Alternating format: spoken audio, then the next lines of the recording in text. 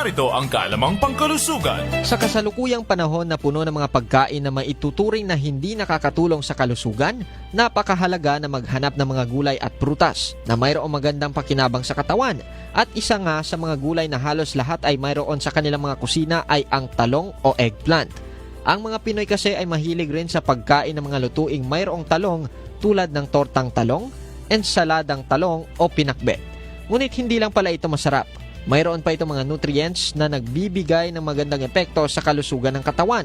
Ang talong ay mayroong mababang calories at carbohydrates na magandang balanse sa iyong diet. Mayaman din ito sa fiber na nakakatulong sa iyong digestive health.